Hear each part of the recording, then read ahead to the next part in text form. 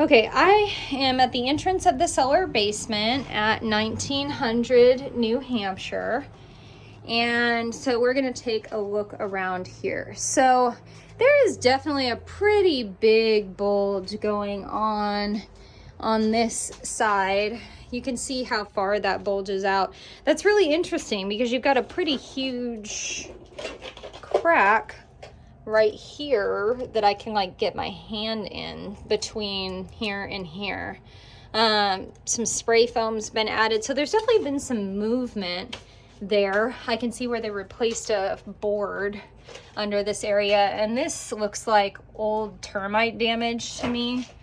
I could be wrong about the insect, but you see the way it's like tunneled out. That's pretty common as to what termite damage might look like. So that's what that looks like to me, but I can't necessarily confirm that without seeing something live. So, okay. Continuing to walk around in this cellar basement space. It is a true cellar basement. I mean, you know, it does have a cement floor, but very low ceilings as I'm walking around. And headed into this back section of the basement, you can see you've got plumbing running through here. Some of it is old cast iron piping, like what's going on here. Some of it's PVC, so some of it, and some's copper. So some of the plumbing is definitely, most of it looks like it's been updated in some way down here. Okay, water heater. And then we've got a sump pump going on here with a dehumidifier running all the time. And I think that is excellent. These basements are always gonna be damp, so it's good to have that running. They've got these cement ledges that are going on down here in the basement. And I would imagine, you know, part of that might've been for support. But again, you've just got quite a bit of movement going on, the separation between the actual wall and like the poured cement. Walking around inside the house though, I didn't feel a ton of shifting. When you walk around, it is a little bit wavy, as is characteristic of older homes in Lawrence, but it's not really off kilter. It's always hard to tell when somebody has flipped a house and kind of painted it and made it look nice, because then they cover cracks and things like that in the walls that would have initially given away more evidence of what's going on with the actual foundation structure. Okay, I am closing this door and trying to do it slowly so it doesn't bang, so please ignore how long this is taking. Okay. So here is,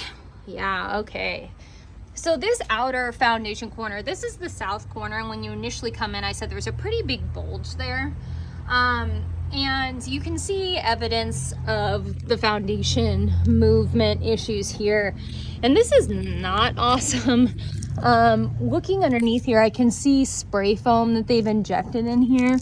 And I feel like they have utilized the spray foam to try and fill gaps that go directly into that basement there. So you would definitely want to have this little area looked at just to make sure it's, you know, sealed up and going to support the way that it needs to.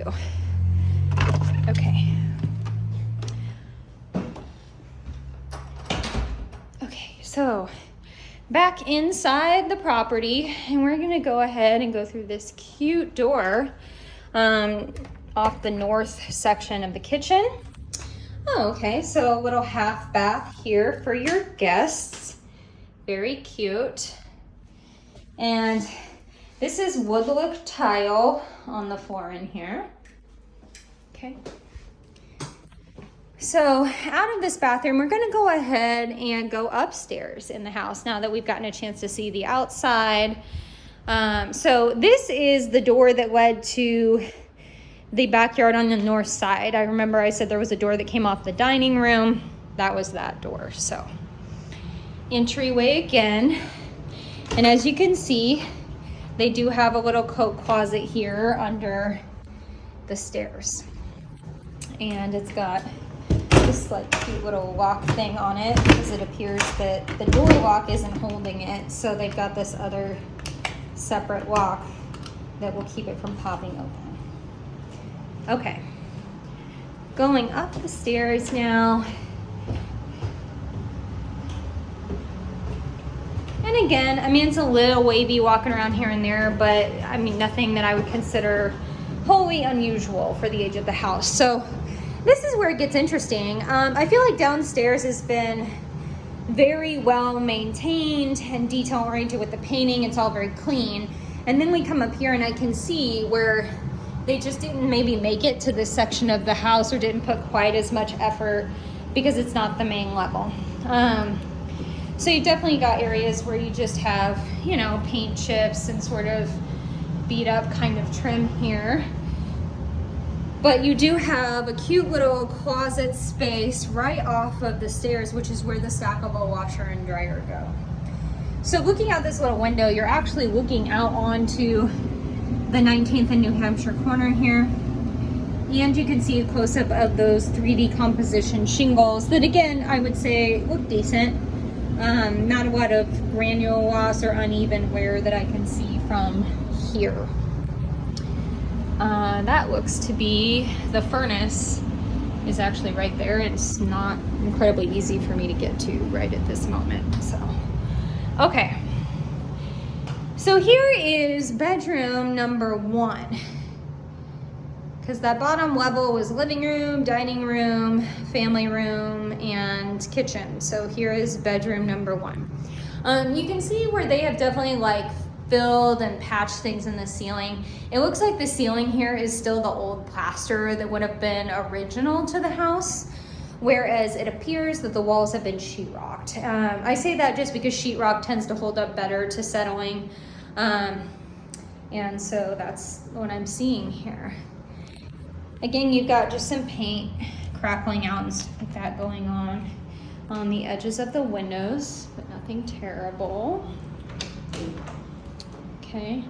Whew, okay, tiny little closet.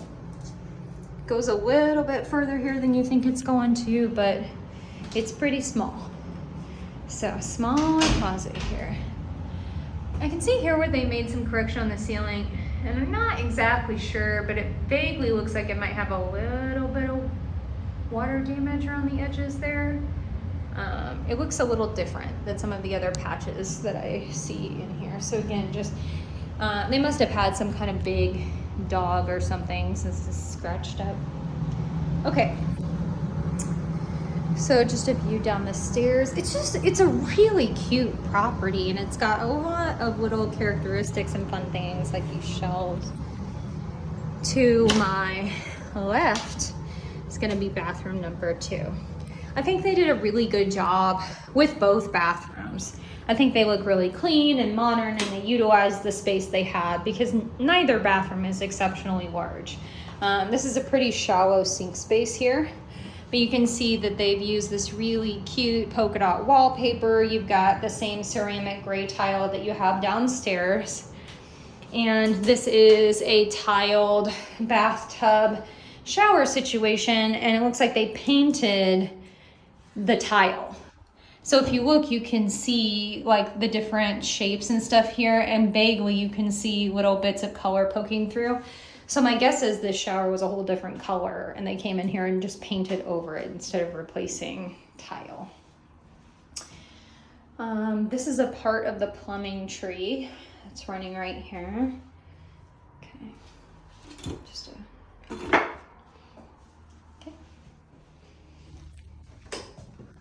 Attic access right here outside the bathroom. To my left is bedroom number 2. And the paint in this bedroom on the walls looks pretty good. Again, the trim is just, you know, kind of beat up in places up here, and a couple little, just like, you know, scratches and things like that. Smaller bedroom here, and this is actually not a legally conforming bedroom. This is like a bonus space or a non-conforming bedroom because there isn't actually a closet in this room.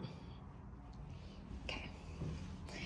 Coming out and into the hallway, and then the final bedroom on our list, this is gonna be your master bedroom. Turn the light on. Okay, master bedroom. you can see they have this huge armoire in here. And that would be because, again, you have a very small closet. I mean, this door is even narrower than the average door. So very limited closet space in the bedrooms up here. So something to keep in mind, you would definitely want to look at some options for storage. Okay.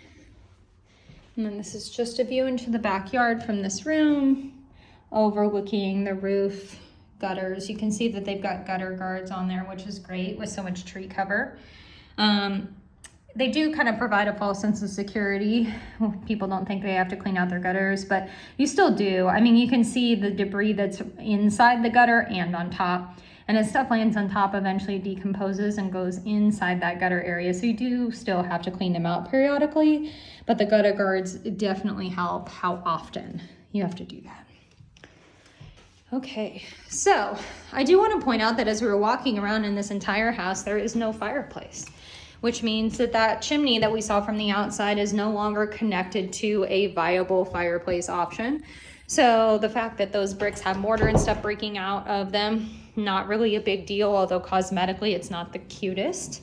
But functionally speaking, there's no fireplace to worry about. So, okay, let us know what you think.